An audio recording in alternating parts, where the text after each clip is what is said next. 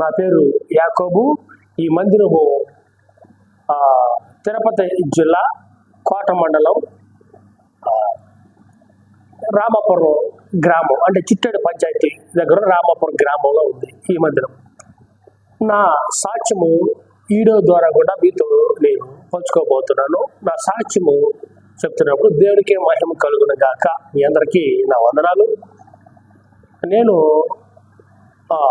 హిందూగా ఉండి నడుచుకుంటున్నప్పుడు చిన్నప్పుడు నేను వేటకి వెళ్ళేవాడిని, సముద్ర వేటకి వెళ్ళేవాడిని. అంటే బెస్తాలు అంటారు కొంతమంది, పట్టప కాపులు మేము. హల్లెలూయా. సముద్ర వేట చేసేవాళ్ళము. మేమందరం వేటకి వెళ్ళేవాళ్ళమి.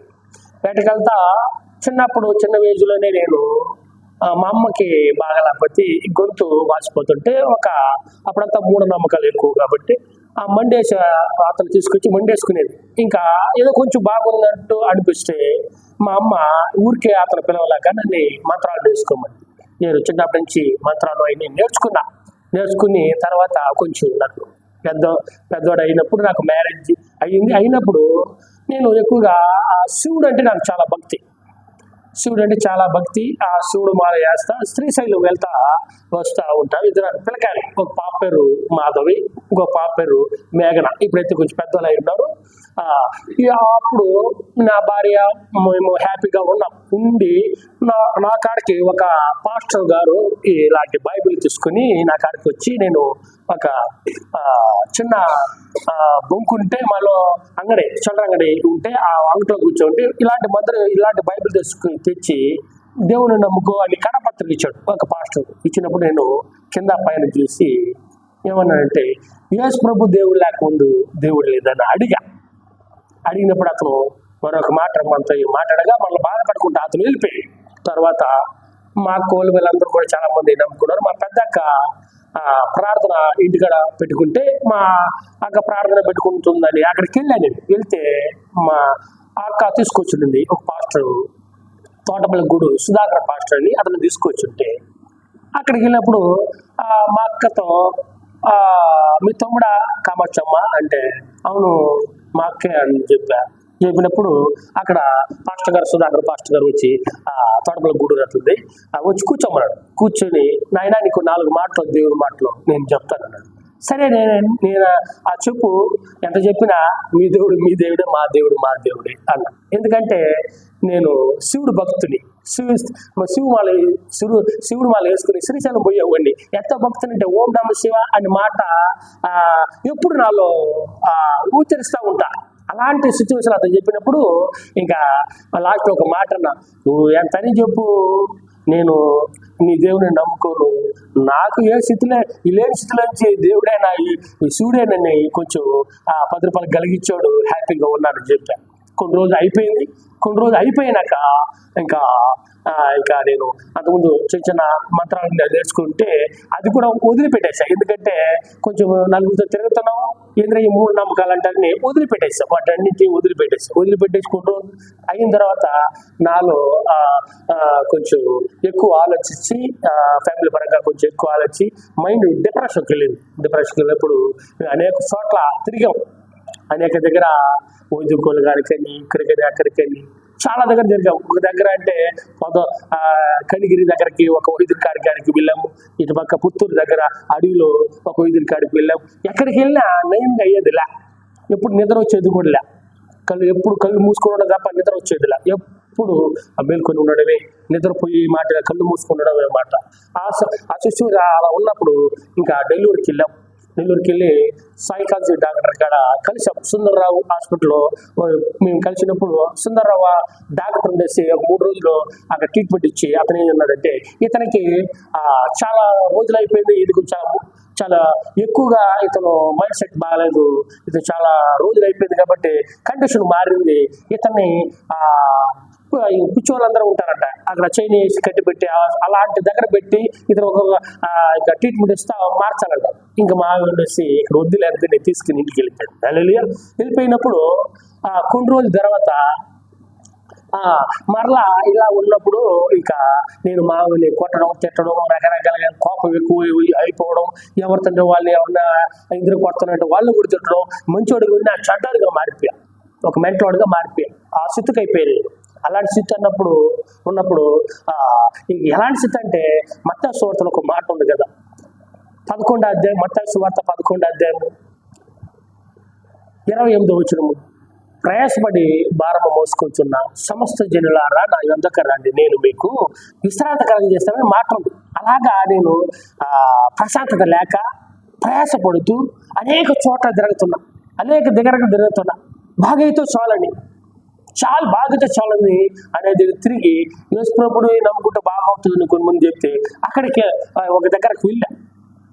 ఎక్కడికంటే చింతారం చర్చి, అక్కడ మా వెరువల్లి అని చెప్తే అక్కడికి వెళ్ళి చింతారం చర్చికి వెళ్ళినప్పుడు తొందరగా బాప్టిజం తీసుకో, తొందరగా దేవుడే నేను కాపాడుతాడు, దేవుడు బాగా చేస్తాడని మోసే పాస్టర్ నాతో మాట్లాడినప్పుడు అక్కడికి వెళ్ళినప్పుడు అది వెళ్ళి నేను మారుమనసు పొందడానికి బాప్టిజం తీసుకున్నా. నా పేరు యాకోబుగా పేరు పెట్టారు. తర్వాత రాహేలమ్మగా మా పేరు పెట్టారు. అది బాప్టిజం కూడా ఎవరు ఇచ్చారంటే చింతవరం చర్చిలో మోసే అతని పేరు, పాస్టర్ పేరు. అక్కడ వేరే దగ్గర నుంచి సేవకు ఎదగడానికి అక్కడికి వచ్చినాడు యేసోపు రాజు అని, తెలంగాణ అతనిది. అతను మాకు బాప్టిజం ఇచ్చాడు. పేరు కూడా అతనే పెట్టాడు. యాకోబు నా పేరు, మా పేరు రాహేలమ్మ పేరు పెట్టాడు. ఇంకా మీదట అయినా కూడా నయం కాల, అలాగే ఉన్నా. మరలా నేను ఇంకా ఈ దేవుడు కూడా నేను బాగా చేయలేదని ఇంకా మరలా ఆ శివుడు పట్టాలు గిట్టాలు తెచ్చి ఏం పెట్టుకుని మళ్ళీ పూజ చేయడం మొదలు పెట్టా. అంటే బాప్టిజం తీసుకుని కూడా ఆ పూజ చేయడం మొదలు పెట్టా. అయినా దాంట్లో కూడా ఎక్కువైపోతుంది. ఇంకా మనం ఇంకా ఎవడో బాగు చేయలేడు అనుకుని ఇంకా మరలా ఆ దేవుడి కాడికి వెళ్ళిపోతాం ఆలోచిస్తూ ఉన్నా. మరలా హాస్పిటల్కి వెళ్ళాను. నెల్లూరుకి సౌందరరాజన్ హాస్పిటల్, శ్రీనివాస్ తేజ హాస్పిటల్కి. అక్కడ ఫీజే 20,000 అన్నారు. ఇది ఇంకా మాట్లాడి ఒక 15,000గా చేసి ఆ సార్తో మాట్లాడి ఆ ట్రీట్మెంట్ తీసుకుంటా ఉన్నా. మైండ్ ఎప్పుడు ఉదయం ఒక ట్యాబ్లెట్ వేసుకోవడం, మధ్యలో ఒక ట్యాబ్లెట్ వేసుకోవడం, నైట్ ఒక ట్యాబ్లెట్, నిద్రకు ఒక ట్యాబ్లెట్ వేసుకుంటూ ఉంటే కొంచెం నిద్రపోయేది, మరలా బయటకు వచ్చేసేది. అలా స్థితిలో అలా ఉంటే మైండ్ ఎప్పుడు మూర్తిలో ఉండేది. నాకైతే కంట్రోల్ కాల. మూర్తిలో ఉండేటప్పుడు నాకు ఇష్టపడాల. ఇంకా కొన్ని వదిలిపెట్టడం మరలా వాడడం అలాగ ఉన్నప్పుడు ఇంకా ఆ ట్యాబ్లెట్, నిద్ర ట్యాబ్లెట్ కూడా నాకు సరిపోలా. ఎక్కువ పవర్ కావాలనుకుని ఇంకా సౌందరరాజన్ హాస్పిటల్ వెళ్ళాను. సౌందరరాజన్ నెల్లూరులో పొగతోటలో సౌందరరాజన్ హాస్పిటల్. అక్కడికి వెళ్ళి చూపించి ఇవన్నీ సీట్లు చూపించి కొంచెం ఎక్కువ పవర్ ట్యాబ్లెట్ ఇవ్వండి డాక్టర్ గారు, నాకు నిద్ర రావట్లేదు అంటే అతను పాపం చాలా మంచి వ్యక్తి అతను. ఇంకా మాటలు చెప్పే లోపల అతను 50 పవర్ ట్యాబ్లెట్ ఇచ్చాడు. ఇంకా అది ట్యాబ్లెట్ తీసుకుందామని అక్కడికి వెళ్ళాను. నేను మెడికల్ షాప్కి వెళ్తే ఆ సీట్ ఇచ్చా. అతను ఉండేసి, తమ్ముడా ఈ ట్యాబ్లెట్ చాలా పవర్ఫుల్ తమ్ముడా, ఎంత తాగే వాళ్ళని వదిలేస్తాడు ఎవరు తాగుడు. ఈ ట్యాబ్లెట్ వేసుకున్నావు అనుకో, ఇంక మీద నీకు ఇది వేసుకుంది అటు అలవడం పడిపోతావు, నిద్ర రాదు. కొన్ని రోజుల తర్వాత నరాలు వీక్నెస్ అయిపోతాయి, ఎందుకంటే చాలా పవర్ఫుల్ అన్నాడు. నేను భయపడి ఆ ట్యాబ్లెట్ తెచ్చి అలాగే ఇంటికాడ పెట్టున్నా. ఇంకా కొన్ని రోజుల తర్వాత నాకు కొంచెం ఇంకా బాధ కలిగి, మనము ఈ ట్యాబ్లెట్ నన్ను బాగా వేసుకునేటప్పుడు ముత్తుగా నిద్రపోతున్నా, కొంచెం బాగున్నట్టుంది, మరలా వేసుకోకపోతే మరలా యథాస్థితిగా ఉంది, ఇంకా మనం కంట్రోల్ కావట్లేదు, మనం ఎందుకు మన భూమి మీద ఉండమని నేను చనిపోదామని డిసైడ్ అయ్యి మా 2 రూములు ఉన్నాయి మాకు. ఆ 5 రూమ్కి వెళ్ళిపోయి ఇలా ఈ బైబిల్ అక్కడ పెట్టి ప్రార్థన చేశా. చనిపోయేటప్పుడు ముందు ప్రార్థన చేశా, భయంకరంగా ప్రార్థన చేశా, వేడ్చి మరి ప్రార్థన చేసి నాకైతే ఈ వాక్యంలో ఉండేది అందుకు నేను కూడా తెలియదు కానీ, ప్రభువా నన్ను క్షమించు, నేను చనిపోతున్నాను, నేను నరకానికి పోయినా ఎక్కడ పోయినా నీ ఇష్టమో, నన్ను క్షమించని చెప్పి భయంకర కన్నీరు పెట్టి ఏడ్చి ఇంకా అక్కడ కుర్చీ వేసుకొని ఫ్యాన్ ఒకటి ఉంది పై రూమ్లో, ఆ పైన పక్కన ఉయ్యలు ఊడడానికి ఒక కొంచెం ఉంది, దానికి చీర కట్టి ఆ కుర్చీ మీద ఎక్కి ముడేసుకుని మెడకేసుకుని ఆ కుర్చీ వేసా. ఇంకా ఆ కుర్చీ వేసా. ఇంక నాకేం తెలియదు, హల్లెలూయా, నాకేం ఇంక మీద తెలియదు. వేలాడుతూ ఉన్న మావి పోతా పై రూమ్కి వెళ్ళాడు, ఇంకా రాలేదనుకుని మావి పై రూమ్లో వచ్చినప్పుడు వేలాడుతూ ఉన్నాం. వేలాడుతూ ఉన్నా, నాకేది తెలియదు. అవి వచ్చి ఎత్తు పెట్టుకుని ఇప్పిందంట. ఇప్పింది మరలా రాకపోయిన కూడా వీళ్ళు వచ్చి పిలిచిందంట. ఎవరు రాకపోతే మరలా వచ్చి ఎత్తుకొని చిన్నగా ఇప్పి చాలా సేపు తర్వాత అది తీసేసి కింద పడిపోయి నాకైతే ఏం తెలియదు. కానీ మామి నాతో చెప్తుంది, నువ్వు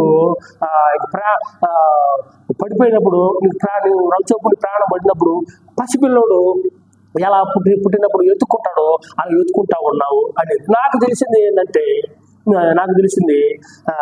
ప్రాణం వచ్చి పడినప్పుడు ఈ రెండు చేతులు ఇలా కొట్టుకుంటున్నాయి, ముసుముసుగా కనబడుతుంది. ఇంకా ఇవన్నీ ఏదో ఒక మైకం తిరుగుతున్నట్టు ఉంది. అలా ఉన్నప్పుడు రవిచప్పుని చూసినప్పుడు నేను లెట్రిన్ బాక్స్ కూడా వెళ్ళిపోయాను. ఎందుకంటే నేను చెడిపోయా. అక్కడ ఉరేసుకుని లెట్రిన్ బాక్స్ క్లోజ్ చేసినప్పుడు చనిపోయా. దేవుడు మరలా నన్ను జ్ఞాపం చేసుకున్నాడు. ఎందుకంటే ప్రార్థన చేశాను, చనిపోక ముందు ప్రార్థన చేసి వేర్చి మరి ప్రార్థన చేశా, జ్ఞాపం చేసుకుని మరలా ప్రాణాన్ని పోశాడు, ప్రాణం ఇచ్చాడు. అతనికి సకలము సాధ్యం. ఎందుకంటే సూచిస్తున్న దేవుడు అతను. ఎందుకంటే కీర్తన గ్రంథంలో కూడా రాయబడింది 11:4 అతను కళ్ళారా చూస్తూ ఉంటాడంట నరుల్ని. ఎందుకంటే అతను ఎలా ఉన్నారా అనుకుని అతను సింహాసనం మీద ఆకాశంలో సింహాసనం కూర్చొని నరులను కళ్ళారా చూస్తూ పరిశోధిస్తున్నాడంట. దేవుడు పరిశోధిస్తుంటాడంట. అతను అలా చూశాడునండి.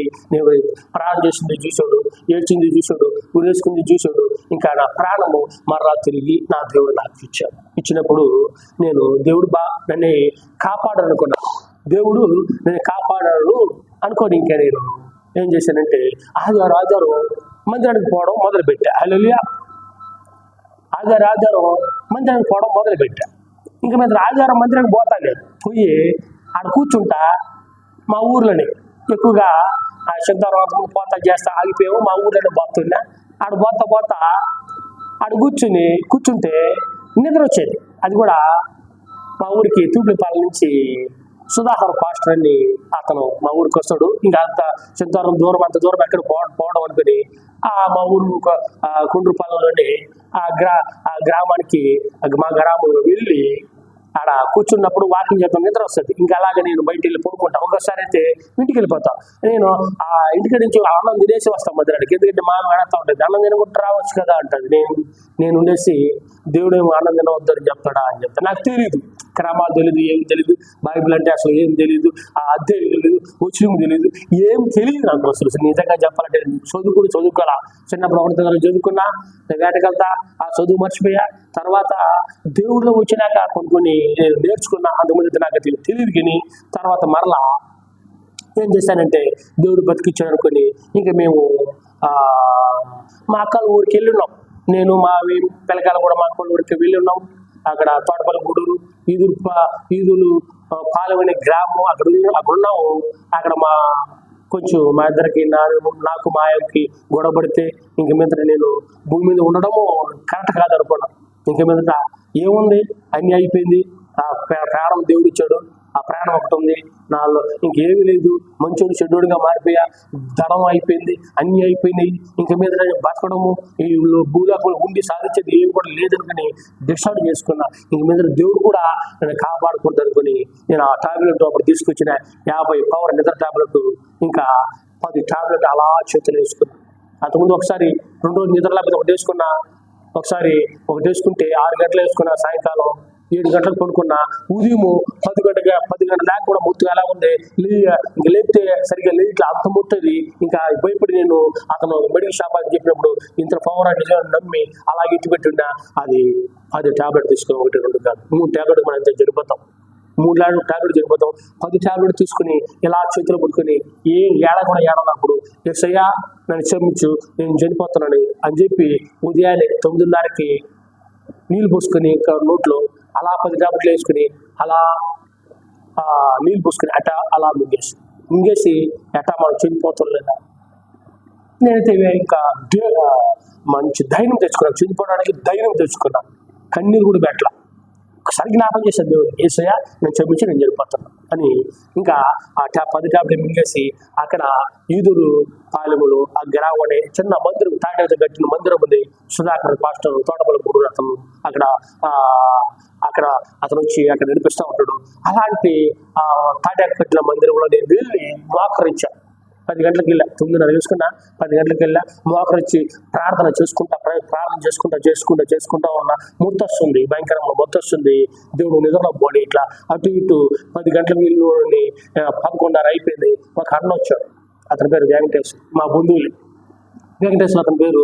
అక్కలు పిలుస్తున్నారని అలా చేయబెట్టుకుని లేపడు, నువ్వు పోరా, నాకు బాగలేదు, నువ్వు బాగా తిక్కగా ఉన్నావు, నేను రాలేను, నువ్వు వెళ్ళరా అంటే వదలు.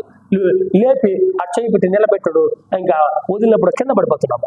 మరలా లేపి అలా పెడితే మరలా పడిపోతాడు. వాడికి భయపడి మా అక్క వాళ్ళు అందరి కాడికి వెళ్ళి, మా అక్క పెద్దక్క నడిపక్క అక్కడ ఉన్నారు, వాళ్ళందరి కాడికి వెళ్ళి, మా బంధువులు కూడా చాలా మంది ఈదురు పాలెం గ్రామంలో ఉన్నారు, వాళ్ళందరూ చాలా మంది కూడా వచ్చి మా అక్క వాళ్ళు అన్న అవుతాడు, అన్న అందరూ చేయి పడుతుంది లేపుకుని ఎత్తుకుపోతుంటే ఇంకా నేను తాగి పడిపోతే ఎవరు ఎత్తుకుపోతుంటారు అనుకుని నేను వదిలేమన్నా, అలా అనుకుంటారు అనుకుని వదిలేమంటే పడిపోతున్నా. మరలా చేయబట్టుకున్నారు.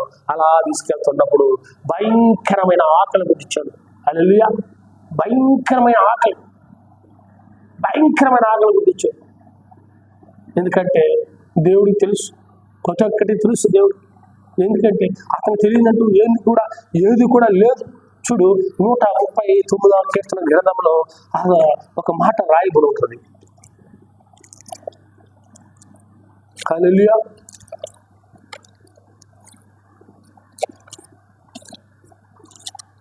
నూట 39వ కీర్తన గ్రంథం ఒకసారి తీస్తారా? 139వ కీర్తన గ్రంథము మొదటి వచ్చినము. యెహోవా, నీవు నన్ను పరిశోధించి తెలుసుకుని ఉన్నావు.